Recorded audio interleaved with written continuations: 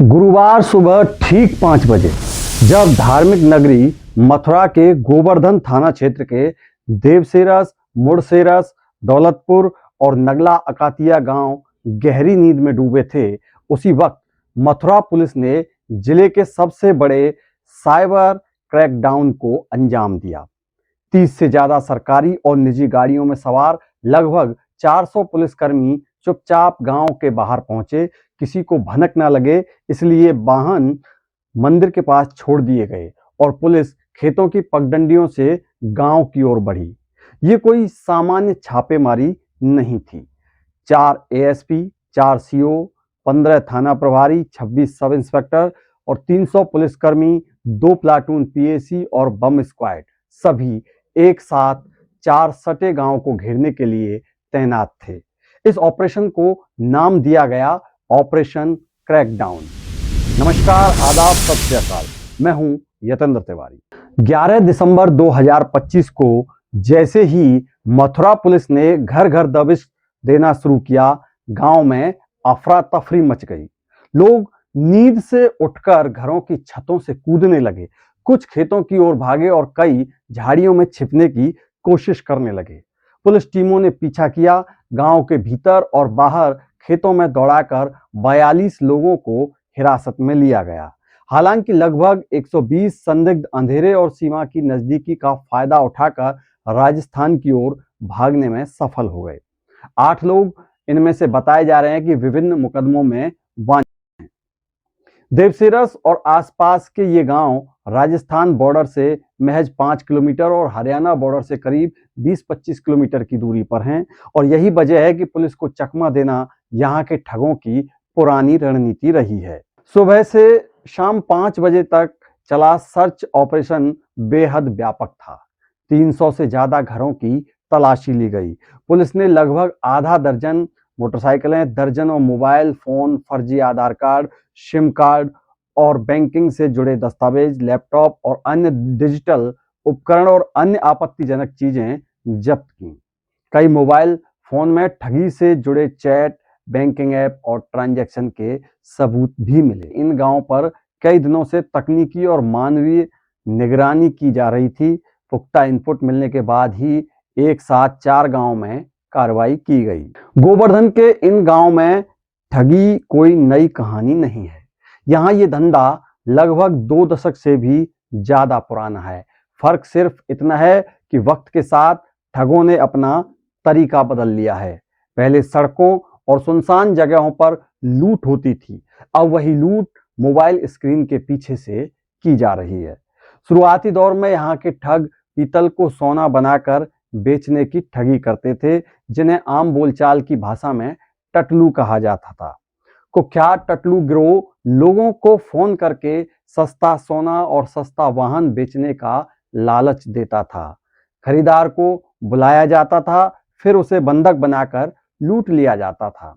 अगर रकम कम निकलती तो स्वजनों को फोन कर फिरौती मांगी जाती थी। बिल्डर और कारोबारी इनके खास निशाने पर रहते थे। समय बदला तो ठगी भी डिजिटल हो गई। गोवर्धन के देवसेरस गांव की करीब 10,000 की आबादी में से बड़ी संख्या में लोग इस धंधे से जुड़े बताए जाते हैं। इनमें से भी मेव समुदाय के लोग काले कारनामों के इस धंधे में अधिक बताए जाते हैं। पहले पीतल को सोना बताकर ठगा गया, फिर लिफ्ट मांगकर लूट, OLX पर सस्ते वाहन का जाल और अब cyber fraud. Facebook ID hack करना, बैंक कर्मचारी बनकर के कॉल करना, OTP पूछकर खाते खाली करना, ये सब एक संगठित नेटवर्क के तहत होने लगा। टटलू गिरोह की जड़ें उत्तर प्रदेश, राजस्थान और हरियाणा की सीमाओं में फैली हुई हैं। मथुरा के विशंबरा, हाथिया, देवसेरस, शेरगढ़ क्षेत्र, राजस्थान के कामा के आसपास के कई गांव, हरियाणा के मेवात तक में ये जाल फैला हुआ है। सीमा पार करने में 1 मिनट लगता है। यही वजह है कि पुलिस के लिए पीछा करना भी कठिन हो जाता है। सीमा पास होने के कारण ठग पल भर में राज्य बदल लेते हैं। नेताओं और अधिकारियों तक को इन्होंने निशाना बनाया हुआ है। ठगी से आई कमाई गांव में आलीशान कोठियां और महंगी गाड़ियों में साफ दिखती है। करीब 1 दशक पहले समय बदला और साथ ही तरीका भी। फोन, इंटरनेट और सोशल मीडिया के बढ़ते इस्तेमाल ने गिरोहों को नया हथियार दे दिया है, साइबर फ्रॉड। साइबर ठगी सिर्फ अपराध नहीं बल्कि एक संगठित सिस्टम बन चुका है। गांव में बाकायदा ट्रेनर हैं जो नए युवाओं को ठगी के तरीके सिखाते हैं। एक एक युवक 30 से 40 युवाओं को कॉलिंग, लिंक भेजने, ओटीपी हासिल करने, बैंकिंग ऐप हैक करने की ट्रेनिंग देता है। जब ये युवक ठगी करने लगते हैं तो ट्रेनर कमीशन लेने लग जाता है। सबसे चौंकाने वाली बात यह है कि ये लोग कभी भी अपने नाम की सिम का इस्तेमाल नहीं करते हैं। फर्जी आधार कार्ड और दूसरे राज्यों के दस्तावेजों के सहारे सिम खरीदी जाती हैं। कॉल अक्सर राजस्थान सीमा से की जाती है ताकि लोकेशन ट्रेस होने पर टावर राजस्थान का दिखे और पुलिस भ्रमित हो जाए। चकमा देने के लिए ये लोग वीपीएन का भी सहारा लेते हैं। ठगी से आई कमाई गांव में साफ दिखाई देती है। आलीशान कोठियां, महंगी गाड़ियां, थार डिफेंडर, रेंज रोवर यहां आम दृश्य हैं। छापेमारी से एक रात पहले गांव में एक शादी हुई थी जिसमें 40 से ज्यादा थार और कई लग्जरी गाड़ियों से बाराती आए थे। ग्रामीणों का दावा है कि रात में ही दबिश की खबर उनको लग गई थी, इसलिए बाहर से आए कई लोग सुबह से पहले ही फरार हो गए। जामताड़ा झारखंड राज्य का एक जिला है जो पश्चिमी बंगाल की सीमा से सटा हुआ है। यह रांची से लगभग 200 किलोमीटर दूर स्थित है। पहले जामताड़ा दुमका जिले का हिस्सा था जो बाद में इसे अलग जिला बना दिया गया। भौगोलिक रूप से ये इलाका जंगलों, छोटे गांव और सीमावर्ती रास्तों से जुड़ा है जो इसे अपराधियों के लिए सुरक्षित ठिकाना बनाने में रहा है। जामताड़ा देश भर में साइबर ठगी के लिए कुख्यात है। इसे भारत की साइबर ठगी की राजधानी भी कहा जाता है। यहाँ साइबर अपराध व्यक्तिगत नहीं बल्कि संगठित गिरोहों के जरिए किए जाते हैं। गांव में छोटे छोटे समूह बनाकर लोगों को ठगी की ट्रेनिंग दी जाती है।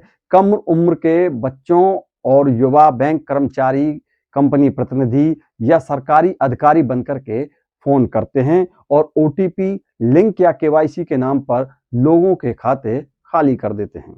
जामताड़ा के ठग देश को कई राज्यों में बैठे लोगों को निशाना बनाते हैं। जामताड़ा के ठग देश के कई राज्यों में बैठे लोगों को निशाना बनाते हैं। पुलिस अधिकारियों, नेताओं और बड़े कारोबारियों तक को ठगा जा चुका है। मीडिया रिपोर्ट और वेब सीरीज जामताड़ा सबका नंबर आएगा के बाद ये इलाका और अधिक बदनाम हुआ। आज जब किसी क्षेत्र में संगठित अपराध, साइबर ठगी सामने आती है तो उसे मिनी जामताड़ा कहा जाने लगा है।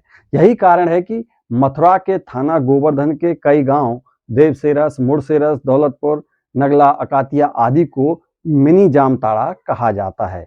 यूपी का मिनी जामताड़ा कहे जाने वाला देवसेरस हरियाणा और राजस्थान के बॉर्डर से सटा वो गांव है जहां ज्यादातर बच्चों को होश संभालने के साथ ही साइबर जालसाजी की ट्रेनिंग दी जाती है। लोगों में चर्चा यहां तक है कि यहाँ के घरों में पहनने से कपड़ों से ज्यादा मोबाइल और सिम कार्ड मिलते हैं।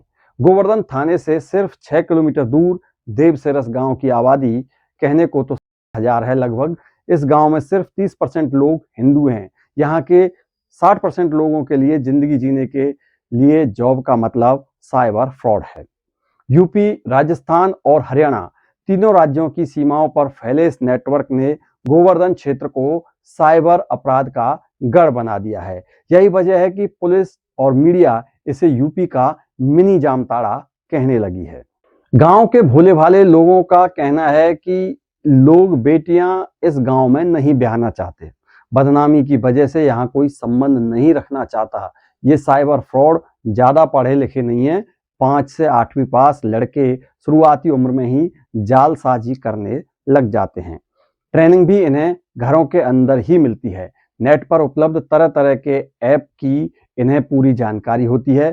आईएस और स्क्रीन पर बैकग्राउंड बदलने वाले सॉफ्टवेयर का इस्तेमाल ये बखूबी कर लेते हैं। एपी के फाइल, शादी कार्ड की लिंक और अन्य प्रकार की लिंक भेजकर लोगों के मोबाइल को ये लोग हैक कर लेते हैं। पुलिस का कहना है कि पकड़े गए आरोपियों से पूछताछ जारी है और फरार लोगों की गिरफ्तारी के लिए दूसरे राज्यों की पुलिस से समन्वय किया जा रहा है। यह कार्रवाई सिर्फ शुरुआती मानी जा रही है।